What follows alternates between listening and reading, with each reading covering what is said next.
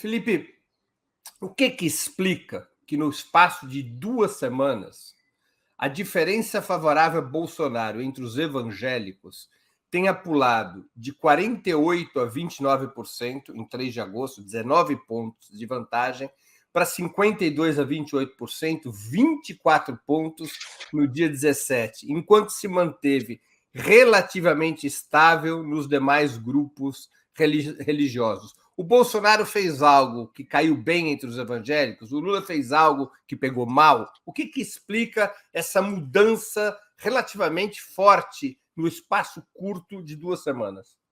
Vou pedir à produção para manter o gráfico na tela, que eu acho que vai ajudar na minha explicação. Primeiro, vamos esclarecer algumas coisas. A maior parte da população brasileira se identifica como católica e a diferença nesse público não existe. São duas linhas paralelas. Então, ali não houve nenhum tipo de mudança significativa.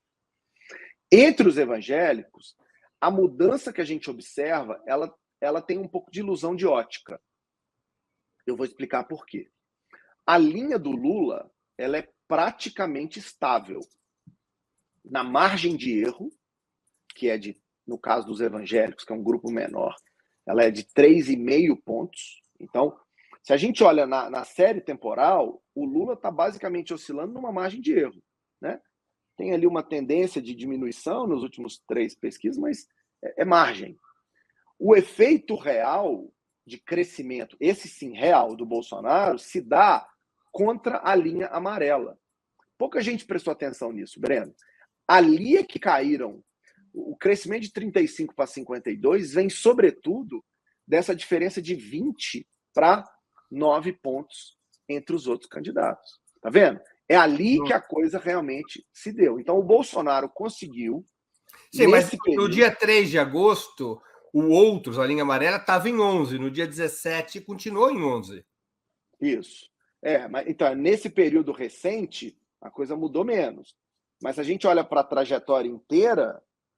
Sim, mas o que levou... Me perdoe a interrupção. O que levou o Bolsonaro a pular de 48 para 52, com Outros ficando em 11? O que ele fez que provocou... É uma subida de 10% da sua massa de eleitores entre os evangélicos. É expressivo. Mas por isso que eu estava... Antes de responder a pergunta, eu estava... Não. É só que é importante esclarecer isso. Como tem margem de erro, na verdade, o 48 a 52 é margem de erro de pesquisa, né? O 48 pode ser 51, o 52 pode ser 49. Ou seja, é uma oscilação, por isso que eu digo que tem uma certa... A gente tem que ter cuidado na interpretação desse resultado. Mas a tendência é de alta, claramente. 35 para 52, o período todo que a gente está observando. O que o Bolsonaro está fazendo? O Bolsonaro escolheu o público evangélico como o seu público de ataque, de target prioritário. Breno, em 2018, o grupo social mais importante que proporcionou a eleição do Bolsonaro, na minha avaliação, foram os policiais militares. Vai dizer, de onde você tirou isso, Felipe?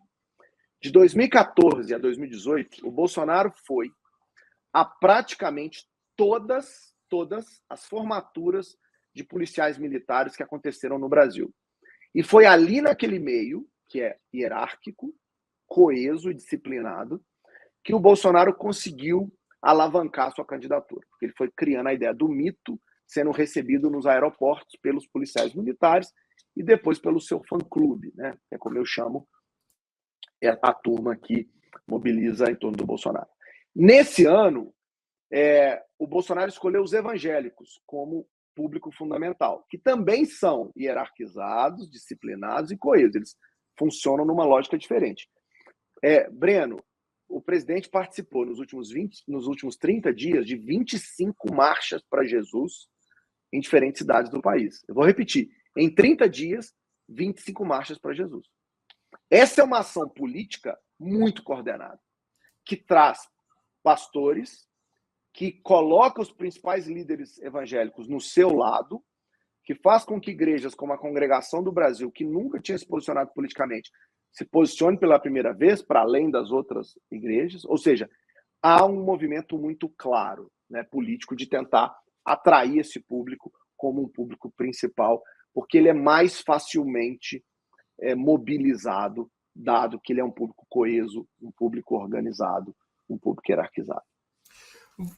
No que diz respeito ao Lula, você acha que assumir um discurso com valores e expressões religiosas, o que parece estar acontecendo nos últimos dias, poderia ajudar a reverter essa situação entre os evangélicos? Essa seria uma boa tática para se contrapor ao crescimento de Bolsonaro nesse grupo?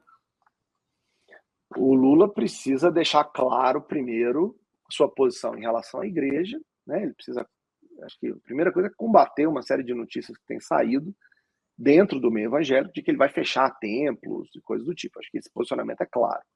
Segundo, ele, acho eu, que tem que também deixar transparecer a sua posição como alguém que defende, que respeita a liberdade religiosa no país. Mas eu confesso que não acho que é por aí que a mudança pode, que estancar, digamos, esse crescimento pode se dar. Eu apostaria muito mais numa outra estratégia, que é, de novo, claro, tem que dizer que tem essas posições claras em relação a esse tema.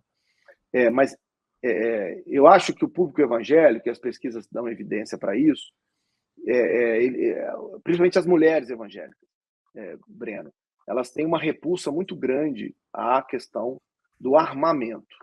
Existe muito medo de que as armas sejam sinônimo de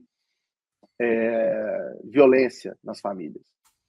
E o Bolsonaro é uma expressão muito forte, né? Tem como expressão forte essa ideia, essa identidade.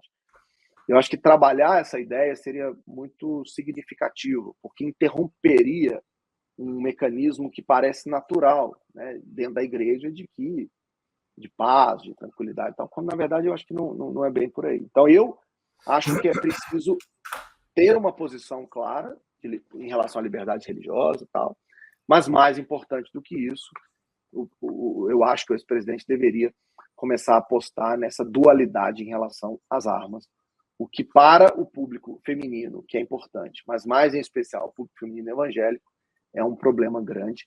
Que o Você acha que um discurso anti-armas teria impacto no público feminino evangélico? Eu tenho certeza, porque as pesquisas mostram isso. A gente investigou quem concorda e discorda com a liberação e regulamentação de armas, e a gente percebe... Olha, eu quero incorporar a linguagem religiosa. Está circulando nas redes petistas esse card que eu pus na tela. Peço à produção que mantenha eu e o Felipe sempre, para a gente poder dar um maior dinamismo. Manter o Felipe e eu na tela, por favor. Mas manter o card, deixar o card no espaço vago aqui para o pessoal poder ver. Natália, por gentileza.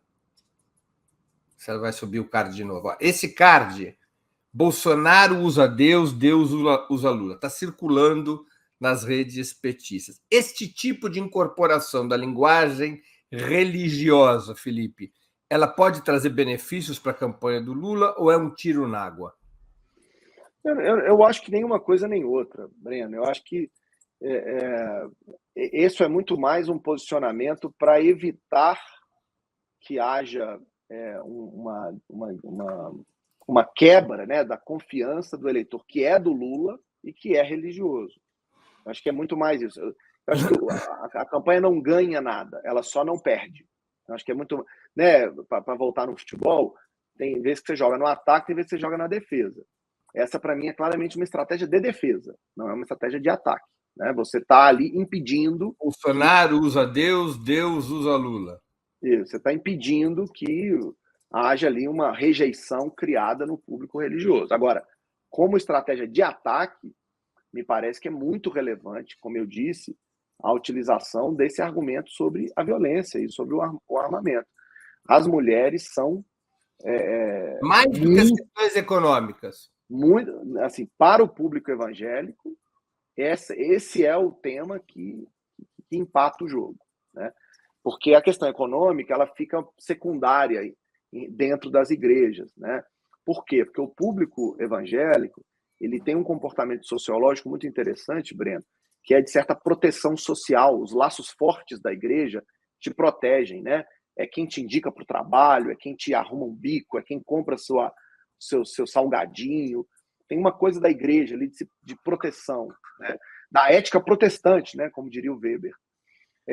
Mas a questão das armas é uma questão que é assim, central para impedir uma visão positiva em relação ao presidente Bolsonaro. Então, eu acho que isso é uma coisa que devia ser estudada lá pela campanha do Lula.